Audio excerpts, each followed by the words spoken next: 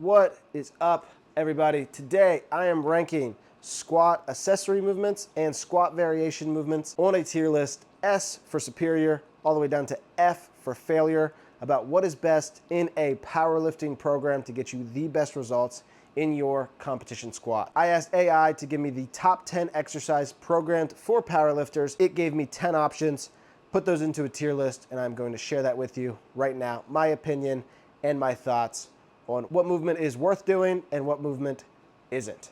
So without further ado, let's hop in the video. Starting with number one, Bulgarian split squats. Bulgarian split squats, you stand on one leg, have a leg or foot on the bench behind you or whatever surface behind you, and go down all the way, usually carrying dumbbells. Some people do it with like a barbell or a Smith machine. Those people are absolutely nuts.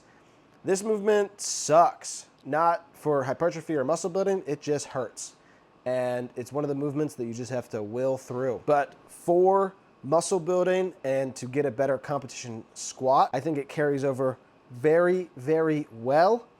And I'm gonna plug it in to starting out hot with S tier. If I only had one accessory movement that I could program for you for competition squat, I'm doing Bulgarian split squats. You're gonna hate me, but that's just the choice I'm making. Up next, we have got pendulum squat. If you don't know what pendulum squat is, it's similar to a hack squat or leg press. The only difference is that the platform is in such a way that it is ultra quad dominant. I love pendulum squats. It does most of the things that you want for an accessory movement. It's super good on your quads. It doesn't fatigue your back as much. It is still spine loading, which sometimes can get a little messy with if you have to back squat and then go into something else that's spine loaded. But I think it's a great movement. If I had, again, one accessory movement to program you, it wouldn't be pendulum squat, just too fatiguing. Stimulus to fatigue might not be as good as you want. Also loads on your back a little bit. So for barbell back squat accessory movements, pendulum squat goes into A tier for me. Up next, not an accessory movement, more of a variation of squat, which is high bar. High bar, some people squat high bar already in competition. Those people are nuts. Most competitive powerlifters squat low bar / mid bar. High bar squat is great for building a better low bar squat because it's a squat. That's really all I have to say about it. It is a little bit more quad focused, which is nice. Again, I think it's just a touch too fatiguing and kind of hurts your spinal erectors just a little bit.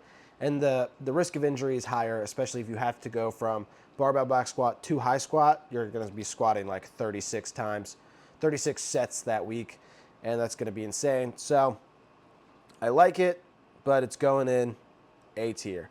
Up next, we have leg press. Leg press is the first one that doesn't load your back as much, which is very nice. And I think it's a really, really good movement. I think I'm putting it in S tier. Most leg movements, here's what I'm looking for whenever I look at a program and see who I'm dealing with and look at the accessory movements that I can program. One is time. Bulgarian split squats are super quick. You don't have to load plates. You literally just grab a dumbbell, throw your foot back, and you're ready to go. With leg press, you do have to load plates. With Bulgarian split squats, for example, the only one in S tier right now, it's quick, it's effective, it's single leg. You have to work on some balance. You also can't really cheat it as much as you can a leg press. Leg press is an amazing movement. I'm putting it in an A tier though, just because a lot of people don't go to depth and a lot of people will have their butt coming off the leg press or some odd thing. I've seen a lot of people do leg press completely wrong. I think it's a great movement to get a better squat. I just don't think it's a phenomenal movement like Bulgarian split squats. Up next, the real deal competition squat. Obviously, I don't have to say anything. What's gonna blow up your squat the most is squatting. That just is what it is. Competition squat is the way you would squat in competition, and you just do that for reps at a lower RPE or a lower percentage of your max, and it'll build a phenomenal squat. If you, for some reason, want to compete, but you have zero time to do accessory movements, competition squat's the way to do. Only do that, and you will succeed. Up next, we have box squats. This is whenever you do a competition squat, but instead of going to depth, you stop at a box and you hit your butt and then you come back up. I think it's fucking useless. I think box squats suck. I think they're dumb. You limit your range of motion. Most people, the number one thing they struggle with in squat is hitting depth. You're taking that aspect away. There's no hitting depth anymore unless you get a super short box. But at that point, just do competition squat or record yourself squatting and know if you're at depth. A box is a weird idea. For building a competition squat, it sucks. For building muscle, it sucks. Box squat is the first one going in F tier. I hate it. And if you like it, please let me know why in the comments. Up next, we have glute ham raises, also known as Nordic curls. So I really like glute ham raises for deadlift accessory, not back squat accessory. I think they're really good for bulletproofing your hamstrings, working under tension while going all the way down and coming back up. I think a lot of people do them wrong.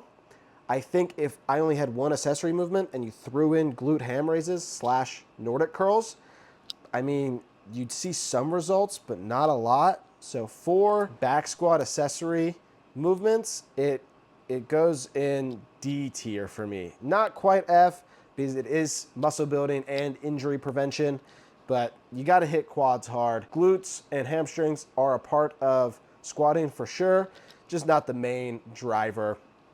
So D tier, they go. Up next, we have safety bar squat. So safety bar squat is super interesting. It's a different bar, goes around your shoulders. You can hold it and squat down to depth and then come back up.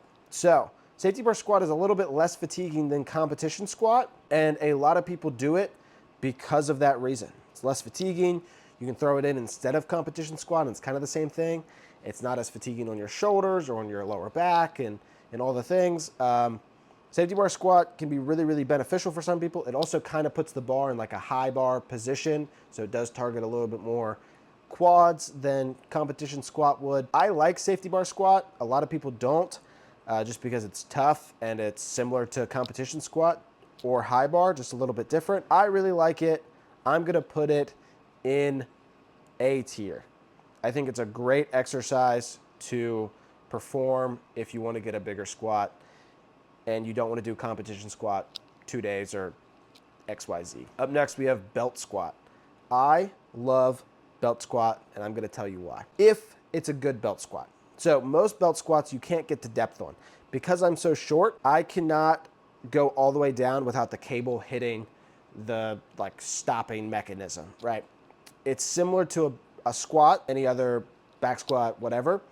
You get the same fatigue, but one big thing, and the reason I like belt squat, is it doesn't put any pressure on your spine at all. It's not spine loaded, so it can actually give your back and lower back some rest. Some people even hop into like a belt squat with some heavy weight, and once they unrack it, they feel like their back is like extending, like their hips are being pulled down, and it actually feels really nice. I love belt squat, and it also doesn't take that much time to load. You can find some fun variations if you're short like me. I stand on 45-pound plates to give myself some extra height so that I can go to depth on belt squat. I love it. It's not super, super systemically fatiguing. I think it's a great movement, and I'm putting it in S tier for building a competition squat. If you belt squat and competition squat, it's phenomenal. The last one for the day, we have front squat. Front squat, similar to any other barbell squat. The only difference is that you're holding it here. 2 reasons why it's okay, but I wouldn't program it for everyone. Number 1, a lot of people have trouble getting their elbows all the way through and being able to hold the bar correctly. There's different variations that you can do. The variations help so much. One is like holding your shoulders and having the bar rest. It's okay, but again, it's a little bit scary for some people. And number 2, a lot of people do it so that then they're like hunching forwards and rounding their back, which if you're bracing correctly isn't a horrible, horrible thing. Still not ideal, not great.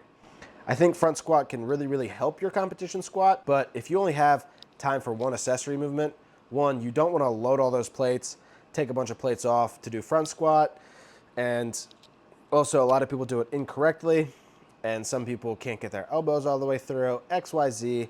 think it's a great movement to build quads if you are comfortable with that. Smith machine front squats are also really good. Because of all those reasons I said, I'm putting it in B tier. I think it's a good movement for muscle building, but to blow up your competition squat, it's just a little awkward and a lot of people do it wrong and the risk of injury is too high. So if we look at my tier list for back squat, accessory, and variations, the best of the best, the top 3 are Bulgarian split squats, competition squat, and belt squat. I love those 3. If I could only program a couple of them, you would obviously get competition squat, but the other accessory movement would be between Bulgarian split squats and belt squat. And the worst of the worst is box squat. Maybe it'll work for some people, but it's the #1 reason why people don't get squat in competition is because they don't go to depth and you're not training that there. If there was a different variation that you were just at the bottom and going like quarter squat, that would be great. But box squats are the worst of the worst for building a huge barbell back squat. All right, let me know in the comments below if you agree or disagree with my tier list. I would love to hear your opinion. If you all did enjoy, hit like, hit subscribe down below. Thank you all so much for watching, and I will see you all in the next one.